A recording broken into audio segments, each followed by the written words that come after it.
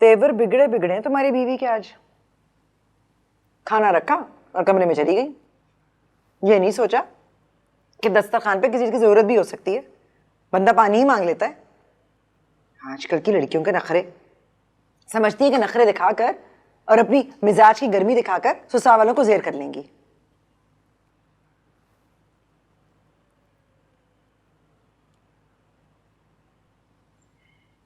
गिले शिकवे तो खूब हुए होंगे। नहीं तो कुछ हुआ है क्या?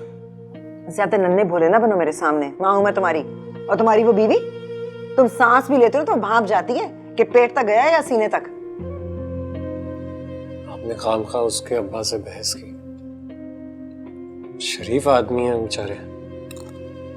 हाँ बेटा, एक तुम शरीफ, एक तुम्हारे ससुर शरीफ। हम तो बस नाम के शराफत हैं, हम तो बदमाश ठहरे। अम्मी मेरे कहने का मतलब ये नहीं। तुम्हारे कहने का मतलब मैं समझ गई हूँ।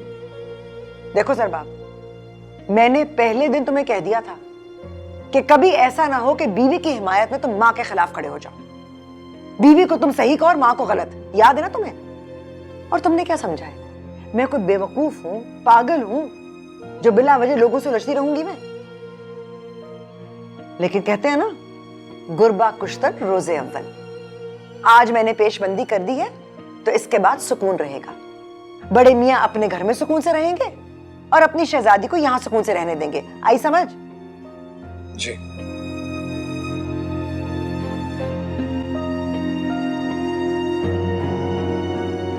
वो तुमसे जरूरी बात करनी थी मुझे। कहिए। बेटा, जो रकम तुमने दी है सोबिया की शादी के लिए वो तो नाकाफी है। उसमें तो बस खाना हो जाएगा और फर्नीचर आ जाएगा। अम्मी, मैं जितने पैसे जमा कर सकता था मैंने किए। इससे ज्यादा पैसे जमा करना नामुमकिन है मेरे लिए। बेटा, मैं तुम्हें और जेरबार नहीं करना चाहती, मैं रकम की बात नहीं कर रही। लेकिन मेरे जहन में एक तजवीज है, अगर उसमें अमल हो जाए तो सोबिया की रुखसती भी अच्छी तरह हो जाएगी और तारीफ तो तुम्हारी होगी ना। सब कहेंगे कि भाई ने भाई होने का हक अदा कर दिया। जी कहिए, क्या सोचा है आपने? तुम्हारी बीवी का जहेज का बहुत सारा सामान डब्बों में बंद पड़ा हुआ है।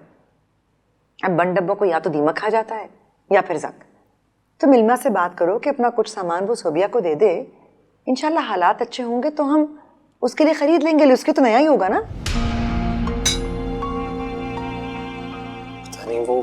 क्या पता नहीं? ऐसी क्या मुश्किल बात कह दी है मैंने? पता नहीं अम्मी, वो इस बात पर आमादा होगी भी या नहीं। तो उसे आमादा करो। मिट्टी के मादू हो तुम तो। अरे मर्द क्या कुछ नहीं करवा लेते अपनी बीवियों से, और तुम्हारी जान जा रही है बात करते हुए।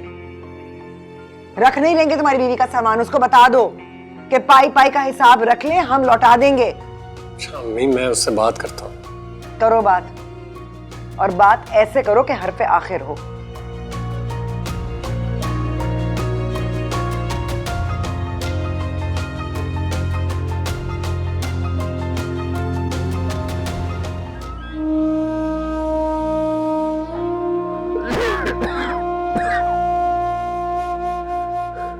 मैंने कह दिया नहीं। अगर ज्यादा किया ना तो बाबा से। बाबा, बाबा देखिए अपनी बेटियों को। ये लोग बहुत तंग करती है मुझे। हो क्या गया है? कह रही है हलवा बना कर दो। मैं नहीं बनाऊंगी, बहुत मेहनत लगती है। कैसे नहीं बनाएंगे आप? बाबा, हमारा इतना दिल चाह रहा है और मौसम इतना हसीन हो रहा है। ऐसे मौसम में हलवा खाने का दिल चाहेगा कि नहीं? बात तो ठीक है भाई, मौसम तो बहुत हसीन हो रहा है और बात बेवक्त और बेमौका भी नहीं है। तो ठीक है, तुम दोनों खुद हलवा बनाओ, मैं नहीं बनाऊंगी। भाई हमसे नहीं बनता ना, वरना हम कहते हैं आपको। अरे ये तुम जैसा हलवा थोड़ी बना सकती है। बाबा, मैं देख रही हूँ इन दोनों को आप बहुत फेवर देने लगे। नहीं, फेवर की बात नहीं है। सच्ची बात ये है कि जब से मैंने हलवे का जिक्र सुना है तो मेरे अपने मुंह में पानी आने लगा। बाबा, चलो अब तो बाबा ने कह दिया तो इनकार कर ही नहीं सकते। शाबाश। मैं हलवा बनाती हूँ लेकिन तुम दोनों मेरी हेल्प करोगे। अरे मत तंग किया करो मेरी बेटी को। बाबा, मुझे तो लगता है सिर्फ अपिया ही आपकी बेटी है, हम तो है ही नहीं ना। अरे नहीं, तुम दोनों भी मेरी बच्चियां हो, मगर तुम दोनों के लाड प्यार तो इल्मा उठा लेती, तो इल्मा के लाड प्यार तो मुझे ही उठाने हैं ना। मैं कह रहा हूँ तुम दोनों शैतान की नानियों से खबरदार। जो उसे तंग किया, मेरी बहुत मासूम और अच्छी बच्ची। जाओ जाके हाथ बटाओ। चलो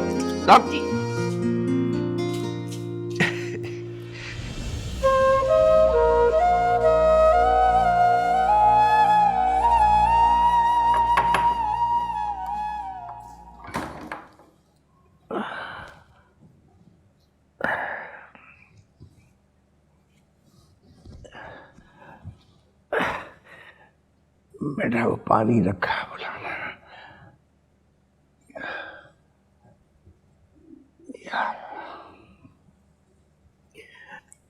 आप ही को क्यों नहीं बता देते अपनी तबीयत का?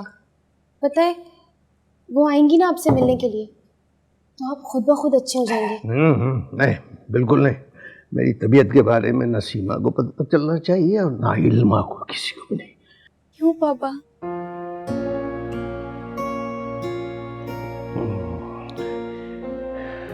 बेटा बेटियां अपने अपने घरों में खुशबाश अच्छी लगती हैं। मेरी तबीयत के बारे में पता चला तो दुखी हो जाएंगे।